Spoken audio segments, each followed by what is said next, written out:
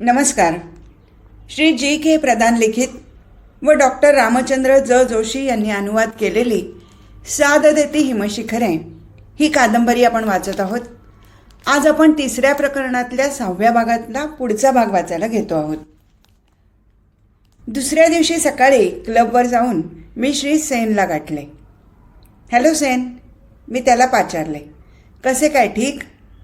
अरे यार, लग्न बिग्न करण्याचा काही विचार? लाडू केव्हा घालणार? माझा हा प्रश्न त्याला अनपेक्षित असावा. तेव्हा चमकून माझ्याकडे पाहत तो म्हणाला, काय थट्टा चालवली आहेस की काय आज? काय मनात तरी काय आहे तुझ्या? इतक्या दिवसानंतर आपण भेटतोय नि एकदम ही सरबत्ती. तेव्हा काहीतरी मनात योजून विचारतीये स्वारी. स्पष्टपणे बोल ना यार. मी म्हटले, हे बघ सेन, अरे लग्न करून हे एकाकी ब्रह्मचर्याचे जीवन संपवायची वेळ अजून नाही का आली?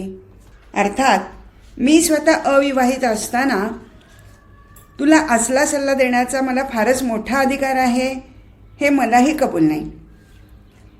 पण माझी गोष्टच वेगळी आहे, कारण मी कधीच लग्न करायचे नाही असे ठरवले आहे. नंतर माझे नि गुप्ता पतीपत्नींचे झालेले संभाषण मी त्याला सांगितले. त्याला ते सर्व ऐकून इतके आश्चर्य वाटले की त्यावर त्याचा विश्वासच बसेना.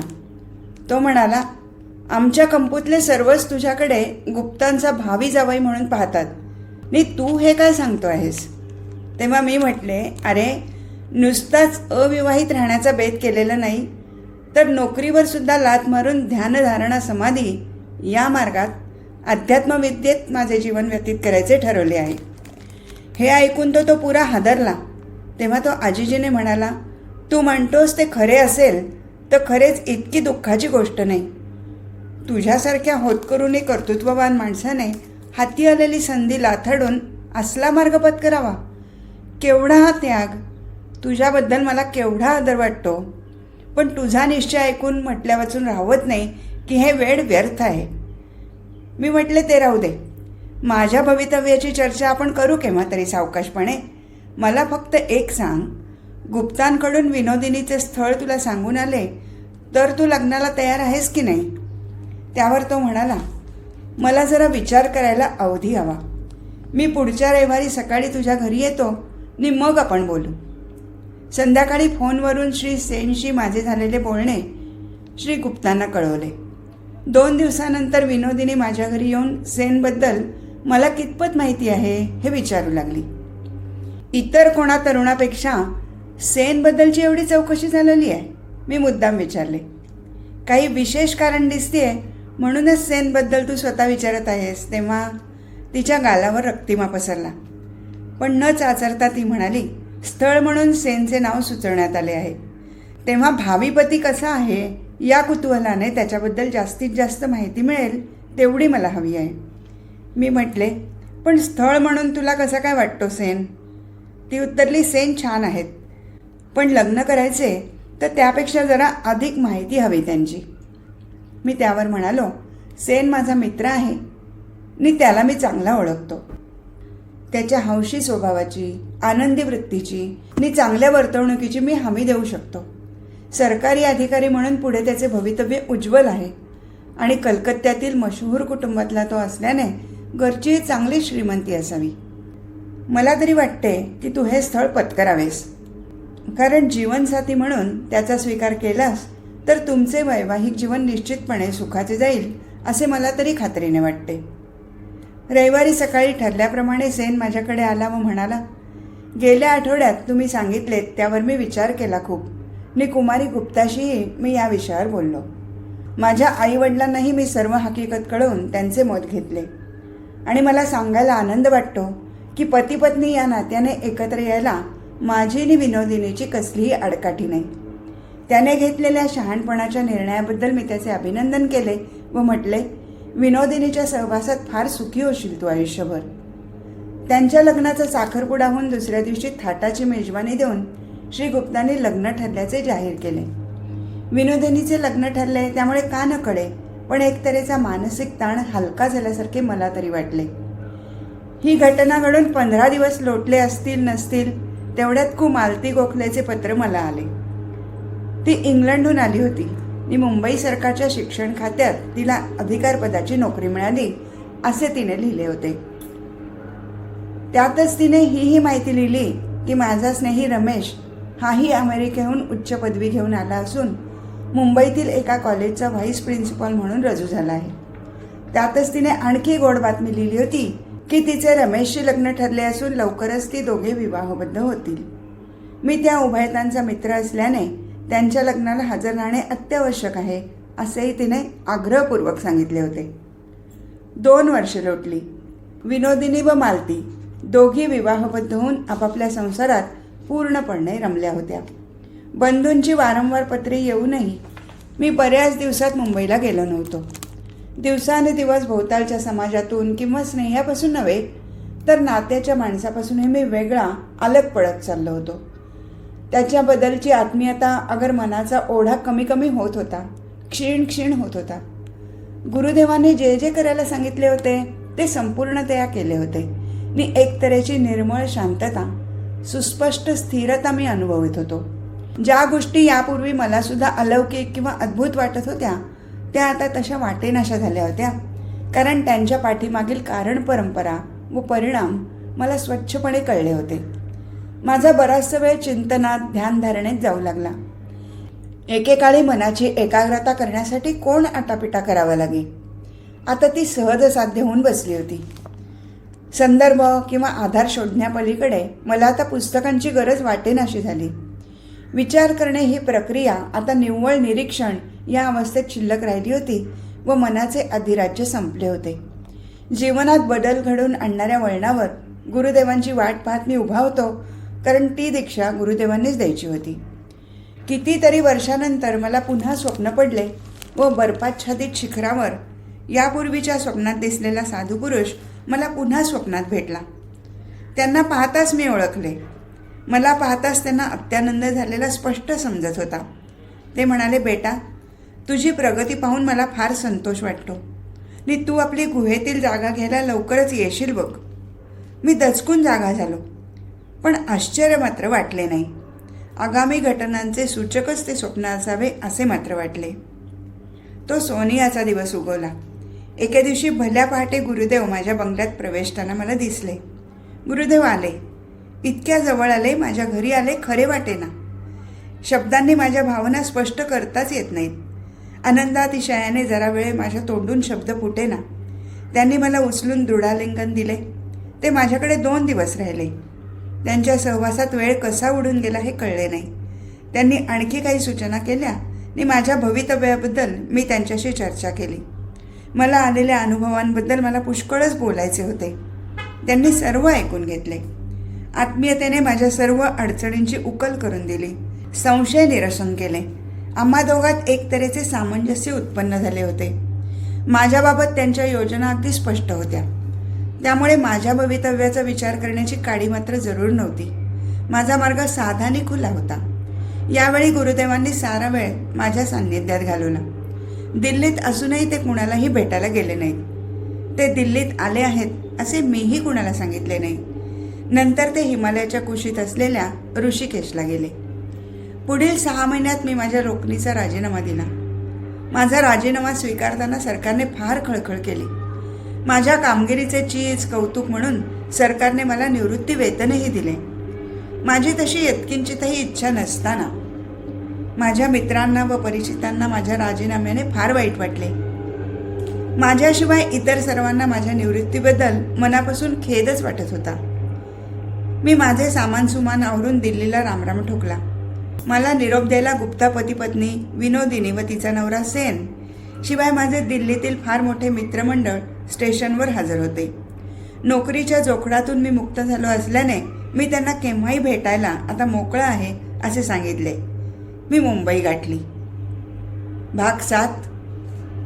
मी घेतलेला निर्णय माझ्या बंधूंना आगाऊ कळवलाच होता व दिल्ली सोडण्यापूर्वी मुंबईला येत असल्याचेही कळवले होते. वाटेत कुठेही न थांबता मी थेट मुंबईला आलो. स्टेशनवर दादा आला होता. उभय बंधूंकडे मी थोडे दिवस राहिलो. मी नोकरी सोडली या शहाणपणाचा भाग कोणता हे त्यांना पटवून देणे सोपे नव्हते. विनायक दादाच्या सल्ल्याने माझ्या पैशाची व्यवस्था पुरी करून मी नगरला आलो. गुरुदेवांची पुन्हा भेट होईपर्यंत नगरला राहायचे असा मी बेत केला होता. आमचे जुने घर, आई वडिलांच्या असंख्य आठवणी आणि त्यांच्या सहवासात घालवलेले ते सुखाचे दिवस. पण आता काय त्याचे, सारे काही बदलले होते. आई वडिलांशिवाय रीत्या असलेल्या घरात राहणे ओके ओके वाटत होते. नोकरांनी घर झाडून पुसून व्यवस्थित ठेवले होते. मी आलो आहे आणि थोडा दिवस राहणारही आहे असे कळताच जुने नोकर येऊन हजरही झाले होते. पावलोपावली जुन्या आठवणी येत आणि माझ्या प्रिय मात्यापित्यांच्या त्या घरात एकटे राहणे सोपे नाही याची जाणीव देत माझ्या ध्यानधारणा साधनेच्या कार्यक्रमात माझा बहुतांश वेळ जात असल्याने भावनावेग आवरून मी कसेबसे दिवस ढकलत होतो. मी मोठ्या हुद्द्याच्या सरकारी नोकरीचा राजीनामा देऊन नगरला आलो आहे हे स्थानिक लोकांना अगोदरच कळले असावे.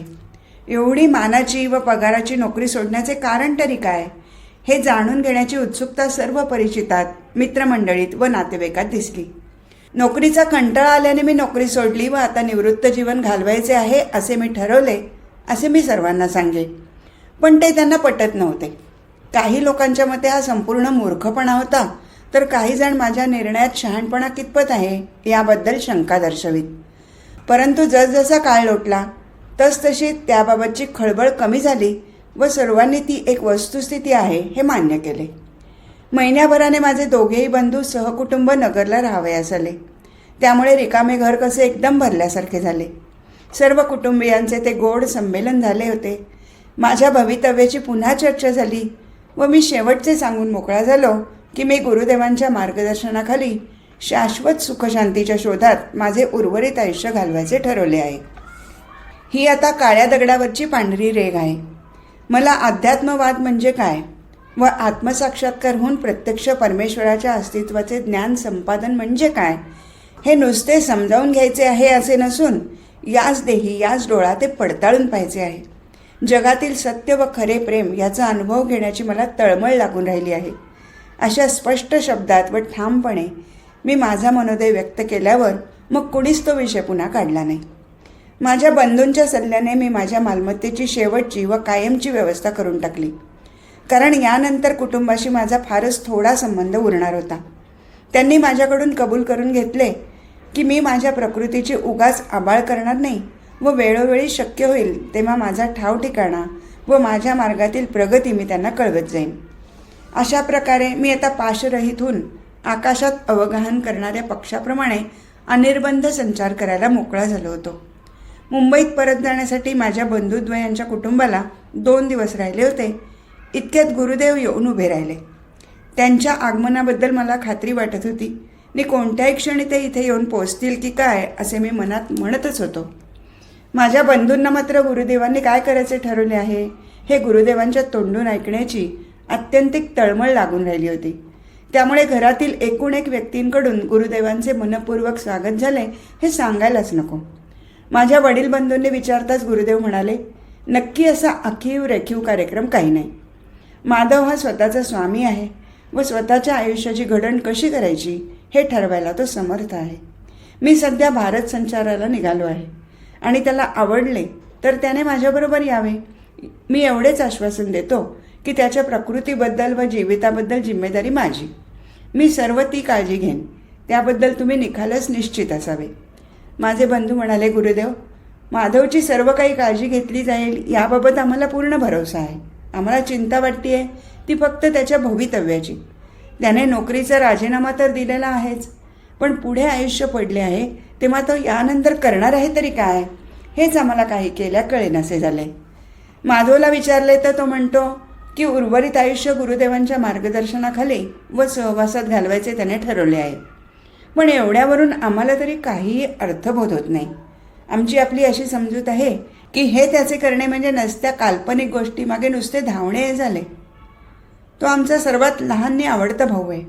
तेव्हा आम्हाला आपले वेड्यासारखे वाटते की त्याच्या जीवनात विफलता येऊ नये, त्याने सुखी असावे. मग तो जगाच्या पाठीवर कुठेही का असेना व काही का करेना. खात्री आहे की तुम्ही त्याची देखभाल चांगलीच कराल आणि जेव्हा जेव्हा आमची गरज लागेल तेव्हा आमच्या मदतीचा स्वीकार तुम्ही केलात तर आम्हाला त्यात कृतकृत्य झाल्यासारखेच वाटेल. आमच्या मात्यापित्यांचीही हीच शेवटची इच्छा होती की माधवचे भवितव्य तुमच्या हाती सुपूर्द करावे. त्याप्रमाणे तुमच्याबरोबर त्याने जाण्यास आमचा यत्किंचितही विरोध नाही. गुरुदेवांचा चेहरा गंभीर झाला. ते म्हणाले, माझ्याबद्दल तुम्ही जो कमालीचा विश्वास दाखवलात त्याबद्दल मी तुमचा आभारी आहे. तुमची माझ्यावर श्रद्धा असेल आणि माधवचे भले करण्याच्या माझ्या सामर्थ्याबद्दल संदेह नसेल तर त्याच्या कल्याणाबाबत अगर स्वास्थ्याबद्दल तुम्ही निश्चित असा. तुम्हीच कबूल करता त्याप्रमाणे तुमच्या मातापित्यांनी माधवची जिम्मेदारी माझ्यावर सोपवली आहे आणि त्यांच्या इच्छेप्रमाणे तुम्ही त्याचे सुपुत्र वागतही आहात. त्यांच्या इच्छेआड येणार नाही आहात. माधवच्या गाठी ऐहिक अनुभव पुष्कळच आला आहे व मला तरी निदान त्याच्यापासून काहीही मिळवायचे नाही. माझ्या माहितीप्रमाणे गूढवादाचा मूलगामी शोध घेण्याचे त्याने ठरवले आहे. अध्यात्मशास्त्रात अवगाहन करून ते आत्मसात करण्याचा त्याने चंग बांधला आहे. या त्याच्या उद्दिष्ट साध्यात मला थोडाफार हातभार लावता आला म्हणजे मी माझे कर्तव्य केल्याचा आणि त्याच्या पित्याने माझ्यावर सोपवलेले काम पुरे केल्याचा मलाही आनंद मिळणार आहे. तो आणि मी जोपर्यंत एकत्र आहोत तोपर्यंत मी त्याची सर्वतोपरी काळजी घेईन. पण काही कारणाने त्यानेच माझ्या वेगळे एकाकी आयुष्य कंठायचे ठरवले तर त्याच्या आड मात्र मी येणार नाही किंवा माझी इच्छा पाळण्याची मी त्याच्यावर सक्ती करणार नाही. मी एवढे आश्वासन देतो की त्याच्या जीवनक्रमात जेव्हा जेव्हा काही बदल होईल तेव्हा तेव्हा मी ताबडतोब तो बदल जरूर कळवीन. तुमच्या सर्वांपेक्षा अगदी वेगळ्या प्रकारची माधवच्या जीवनाची घडण घडली आहे हे तुमच्या लक्षात येवाना आले असेलच. त्याचे कारण व्यक्तिला जीवनात निरनिराळी भूमिका पार पाडायची असते हे आहे. माणसाच्या आयुष्याची घडी बसवण्यात ज्याला प्रारब्ध किंवा देव किंवा कर्मगती म्हणून म्हणतात तिचाही हात असतो तो असा. मनुष्य प्रथमतः हे मानणार नाही, परंतु प्रामाणिकपणे जर तो अवलोकन करील व जीवनातील निर्णायक घटनांचा नीट अन्वयार्थ लावेल तर त्याला हे मान्य करावेच लागेल. तुमची जर अशी कल्पना असेल की स्वामीजी किंवा मी माधवच्या आयुष्याशी कुठल्या तरी बंधनाने निगडीत आहोत आणि आम्हाला त्याचे जीवन घडवायचे आहे तर ती गोष्ट निखालच खोटी आहे. आम्हाला त्याच्या जीविताशी काहीही कर्तव्य नाही. तुम्ही त्याला दैव नाव द्या की तुम्हाला जे प्रिय वाटेल ते नाव द्या. तुमच्या माझ्यापेक्षाही प्रभावी अशी आणखी वेगळीच शक्ती त्याचे जीवन घडवत आहे. पुढील आयुष्यात काय लिहिले आहे हे कुणीच कुणाला सांगू शकत नाही, कारण आपण सर्वच त्या बाबतीत संपूर्ण अज्ञानी आहोत. पण मला खात्रीपूर्वक वाटते की माधवच्या जीवनात कुणाला कल्पनासुद्धा करता येणार नाही असे काहीतरी भव्योदात्त आणि महत्तम घडायचे आहे. यापेक्षा या क्षणी मला आणखी काही बोलता येत नाही. पण कुठल्याही क्षेत्रात का होईना त्याला दैदिप्यमान सुयश लाभो एवढेच मी चिंतितो. माझे बंधू यावर काहीच म्हणाले नाहीत. 2 दिवसांनी दोन्ही बंधू कुटुंबियांसहित मुंबईला परतले. मी घरात नसताना जवळजवळ 2 तासापर्यंत माझ्या बंधूंचे आणि गुरुदेवांचे काहीतरी खलबत झाले. मला मागे ठेवून जाताना माझ्या दोन्ही बंधूंच्या डोळ्यात अश्रू जमा झाले. भारत संचारानंतर मी त्यांना भेटण्याचे आश्वासन देऊनही त्यांना दुःखावेग आवरेना. बहुतेक माझ्या आश्वासनावर त्यांचा विश्वास बसला नव्हता. बंधू गेल्यानंतर दुसऱ्या दिवशी घराला कुलूप ठोकून मीही गुरुदेवांसह बंगालकडे प्रयाण केले. प्रवासात तसे विशेष काहीच घडले नाही. आम्ही कलकत्त्याला सुखरूपपणे येऊन पोचलो. 4थं प्रकरण, भाग 1. माझी कल्पना होती की कुठल्या तरी बंगाली सद्गृहस्थाकडे किंवा मारवाडी व्यापाऱ्याकडे आमचा कलकत्त्याला मुक्काम पडेल. पण माझा अपेक्षाभंग झाला, कारण गुरुदेवनी मी एका देवालयालगतच्या चांगल्या बंदिस्त इमारतीत उतरलो होतो. त्या इमारतीचे नाव होते आनंद आश्रम. त्यात एक संन्यासी राहत असे आणि त्या आवारातही अनेक साधू व संन्यासी राहत असत, उतरत असत. आमचे यजमान कृष्णानंद महाराज म्हणाले, बंगालमधील एक सुप्रसिद्ध व्यक्ती होती, ब्रह्मचारी होते ते. गुरुदेवांचा आणि त्यांचा चांगला घनिष्ठ संबंध असावा. आम्हाला पाहताच त्यांच्या चेहऱ्यावर उमटलेला आनंद इतका सुस्पष्ट होता की गुरुदेवांची बडदास्त जास्तीत जास्त चांगली ठेवण्याची त्यांची खटपट पाहून मला तरी आश्चर्य वाटले नाही. तेथे असलेल्या संन्याशी व साधूंशी गुरुदेव इतके मिसळून गेले की गुरुदेवांबद्दल त्यांनी दाखवलेला आदर ठीकच होता. मला मात्र सारे वातावरण नवखे असल्यामुळे चुकल्यासारखे वाटत होते. त्या साधू संन्याशांची राहणी मला इतकी अस्वच्छ वाटली की कुठून या घाणीत येऊन पडलो असे मला झाले. अशा लोकात मी किती काळ राहू शकेन याबद्दल माझी मला शंका येत होती. अर्थातच माझ्या शिक्षणाचा आणि आत्तापर्यंत मी ज्या वातावरणात वाढलो राहिलो त्याचा हा परिणाम होता. माझ्या मनाची ही अवघडलेली स्थिती गुरुदेवांच्या लक्षात आली असावी, तरीही त्याबद्दल त्यांनी अवाक्षरही काढले नाही. गुरुदेव व साधू मंडळी यात अनेक विषयांवर गप्पागोष्टी चालायच्या, पण मी स्वतःला या सर्वांपासून अलिप्त ठेवले होते. त्या गप्पात भाग घेत नव्हतो. शनै शनै इतरांच्या आग्रहाने नि रोजच जे माझ्या सहवासात येत त्यांच्या प्रयत्नाने मी गप्पात भाग घेऊ लागलो. 7-8 दिवस लोटल्यावर मी त्या वातावरणात मिसळूनही गेलो. हळूहळू त्या जीवनाची सवय होऊ लागली. नंतर मग माझ्या लक्षात आले की ही मंडळी ज्या तऱ्हेने जीवन व्यतीत करत आहेत त्या पाठीमागे प्रतिकूल परिस्थिती किंवा साध्या राहणीचा हट्ट वगैरे काही नसून मनुष्यामध्ये जो अहंकार, मी कोणीतरी आहे असा दंभ अगदी वज्रलेप होऊन बसलेला असतो, तो कमी करणे हाच हेतू त्यात अभिप्रेत आहे. आध्यात्मिक जीवनात याला वेगळेच शैक्षणिक महत्त्व आहे. गुरुदेवांनी मी याला इथे का आणले ते आता माझ्या लक्षात आले. राजेशाही वातावरणात राहण्यापेक्षा आश्रमात येऊन राहण्याचा हा हेतू स्पष्ट होता. कलकत्त्यातील धनाढ्य श्रीमंत लोक आश्रमात येत होते. गुरुदेवांनी आपल्याकडे यावे म्हणून आग्रह करत होते, पण या ना त्या निमित्ताने गुरुदेवांनी त्यांच्या निमंत्रणाला नकार दिला. त्यांच्या वाऱ्यालाही उभे न राहण्याचा गुरुदेवांचा ठामपणा स्पष्ट दिसत होता, कारण आमंत्रणे नाकारताना ते ज्या सबबी सांगत त्या मला तरी फारच क्षुल्लक वाटत. 15 दिवसापेक्षा जास्त दिवस आम्ही कलकत्त्याला होतो. मठातील लोकांशी व वेळोवेळी मठात येऊन राहणाऱ्या साधू संन्याशांशी मी मिळून मिसळून वागावे असाही गुरुदेवांचा मला सल्ला होता. ते स्वतः आमच्या मठाधिकारी यजमानांकडेच राहत, बाहेर कधीच गेले नाहीत. आयुष्यात अशा प्रकारच्या मंडळींशी माझा संपर्क यापूर्वी आलेला नसल्याने त्या नव्या वातावरणाचा माझ्यावर काय परिणाम होत आहे नि मी सर्वांशी कसा वागतो बोलतो याकडे त्यांचे लक्ष असावे. मठात जे जे मला भेटले ते या ना त्या गुरूंचे शिष्य होते व त्यांचा म्हणून एखादा पंथ किंवा मेळा होता. जीवनाचे हे बहुविध पैलू नि राहण्या वागण्या बोलण्याच्या तरा अवलोकन करणे हाही एक मनोरंजक अभ्यासच होता. या सर्वांच्या संगतीत असताना मला आठवले की प्रत्येक साधू वगैरे संन्याशी स्वतःला काय ते सत्य समजले आहे, आपणाला सिद्धी प्राप्त झाल्या आहेत असे म्हणत असला तरी अध्यात्मशास्त्राची सुस्पष्ट व स्वच्छ कल्पना जी मला माझ्या गुरूंच्या मध्ये अगर स्वामीजीत आढळली ती त्यापैकी कोणातही आढळली नाही. ही मंडळी चाचपडत होती, तर स्वामीजी गुरुदेव यांच्यापुढे सारे कसे स्वच्छ, स्पष्ट व अविकल्प होते. माझ्या मते भोवतालचे साधू संतांचे जग हे कोणाचे तरी शिष्यत्व पत्करून चालले होते. आखून दिलेल्या चाकोरीत ती मंडळी हिंडत होती नि पुस्तकातून अगर पोथ्या पुराणातून जे वाचले किंवा कथा कीर्तनातून ऐकले ते साधायचीच फक्त त्यांची धडपड होती. तिथे बौद्धिक स्वातंत्र्य नव्हते, तर बुद्धी गहाण टाकून सर्व अंधपणे चालले होते. त्यात गुढाचा शोध घेण्याची बौद्धिक पात्रता अगर तळमळे नव्हती, तर निव्वळ शारीरिक कसरत होती.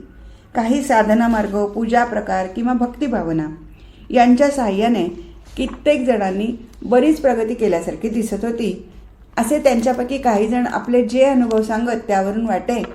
पण त्यांना सत्यदर्शन, आत्मदर्शन किंवा पारमार्थिक दर्शन ओझरते का होईना घडले होते असे मात्र दिसले नाही. ज्यांच्याशी माझा निकटचा संबंध आला होता त्यांनी गुरुदेवांपासून मी काय शिकलो हे पडताळून पाहण्याचा प्रयत्न केला, कारण त्या सर्वांचे एका बाबतीत एकमत होते की गुरुदेवांचा साधना मार्गातील अधिकार फारच मोठा आहे आणि त्यांचे गुरुपद व मार्गदर्शन मिळणे ही परमभाग्याची गोष्ट होय. कित्येकांनी मला अनेक मंत्र शिकवण्याचा प्रयत्न केला, तर काही जणांनी चमत्कार करून दाखवले. पण मंत्रतंत्राबद्दल मी उदासीन आहे आणि मंत्रतंत्रांच्या शिवाय चमत्कार घडू शकतात असे मला वाटते.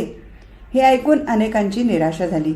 उलट मीच त्यांच्यावर बिंबवण्याचा प्रयत्न करत होतो की जर जीवनात चित्त शक्तीचा आविष्कार झाला आणि सत्यदर्शन झाले तर सिद्धी मिळवणे ही मोठी कष्टाची गोष्ट नाही. मला या प्रांतात काहीच समजत नाही असे म्हणून ते मोकळे होत, कारण त्यांना माझे बोलणे समजणे हे त्यांच्या आवाक्याबाहेरचे होते. एकंदरीत माझे आश्रमातील दिवस ठीक चालले होते. कलकत्त्याला आल्यापासून माझ्या प्रवृत्तीबद्दल व माझ्या ठाव ठिकाणाबद्दल मी माझ्या वडील बंधूंना 2 पत्रे लिहिली होती. जेवण संपवून एका सायंकाळी आम्ही कलकत्त्यालाच असताना एकमेकांना माहीत असलेल्या संत महंतांच्या गोष्टी बोलत बसलो होतो. माझ्याबद्दल एका साधूला मोठे कुतूहल होते. त्याने तिथेच बसलेल्या गुरुदेवांना म्हटले, माफ करा महाशय, पण तुमचे हे शिष्य बोलताना वारंवार जीवनशक्ती, चित्तशक्तीबद्दल व आत्मदर्शनाबद्दल उल्लेख करत असतात. इतर पूजा अर्चनेची क्रिया कर्म साधनेची उपेक्षा करत असतात. साधकांच्या जीवनात आमच्या दृष्टीने ती फार महत्त्वाची बाब आहे. तेव्हा क्रियाकर्मे पूजा उपासना हा प्रकार कालाचा व शक्तीचा अपव्यय आहे असे तुमच्याही मते ठरते काय? या साधनांचा दैनंदिन जीवनात अवलंब केल्याशिवाय व ज्ञान व सत्यदर्शन होणे शक्य तरी आहे का? मंत्रांशिवाय सिद्धी प्राप्त होणे शक्य आहे? त्या प्रांगणातील गडबड एकदम बंद होऊन टाचणी पडली तरी आवाज येईल इतकी शांतता पसरली. गुरुदेव आपले मत काय देतात ते ऐकण्याकडे सर्वांचे अवधान लागले. तुमचा प्रश्न तुम्ही विचारलात खरा, गुरुदेव म्हणाले. पण खरे ज्ञान म्हणजे काय? यथार्थ जाणीव अगर अनुभव म्हणजे काय? हे न कळल्यामुळे तुम्ही हा प्रश्न विचारला आहे. तीच गोष्ट मंत्रांबद्दलची. मंत्रांचा अर्थ काय? ते कशाकरता उपयोगात आणायचे? त्यांचे फलित काय? याचाही तुम्ही थोडा देखील विचार केलेला दिसत नाही. तुमच्यापैकी कित्येक जण मंत्राचा जप करीत असतील. त्यापासून कोणाला फायदाही दृश्यमान झाला असेल, पण ते मंत्र कार्यसाधक किंवा परिणामकारक कशामुळे होतात याचा विचार कुणी केलाय का? तुम्ही जो प्रश्न ज्या तऱ्हेने उपस्थित केला आहे तो वाटतो तितका मामूली स्वरूपाचा मुळीच नाही. माझे त्याबाबतचे होकारार्थी अगर नकारार्थी उत्तर मिळाल्याने त्या प्रश्नाच्या अतिगंभीर बाजूची कल्पना सुस्पष्ट व्हायला मदत होणार नाही किंवा तुम्हाला वाटते तसे समाधानही होणार नाही. त्या प्रश्नाचे उत्तर द्यायचे तर या जगाच्या उत्पत्तीपासून हे जग आकारात कसे आले? परमात्मा म्हणून ईश्वर स्वरूप म्हणतात ते काय? माया कशाला म्हणतात?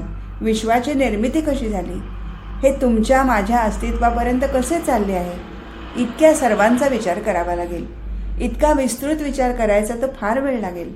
तेव्हा एकदम एवढ्या विस्तृत प्रश्नाला हात घालण्यापेक्षा माझी एक सूचना अशी आहे की तुम्ही एखाद्या विशिष्ट घटनेबद्दल विशिष्ट अपूर्व दृक चमत्काराबद्दल प्रश्न विचारावा. म्हणजे मलाही त्याबद्दल बोलणे ठीक होईल व तुम्हालाही मी काय बोलतो ते समजण्यास सोपे जाईल. यावर आमचे यजमान कृष्णानंद महाराज म्हणाले, गुरुदेव माफ करा, तुमच्या तोंडून 4 गोष्टी ऐकण्याकरता आम्ही सर्वजण संधी पाहत होतो. तेव्हा तुमचे विचार जर आम्हाला कळले तर आम्ही स्वतःला फार भाग्यवान समजू. असे म्हणून त्यांनी गुरुदेवांना श्रोतृमंडळात मुख्य स्थानी आसनस्थ होण्याची विनंती केली व इकडे तिकडे विखुरलेल्या श्रोत्यांना त्यांनी गुरुदेवांभोवती बसवले. ज्यांना गुरुदेवांचे विचार ऐकायचे असतील त्यांनी दिवाणखान्यात जमावे असा त्यांनी आश्रमात सर्वांना निरोपही पाठवला.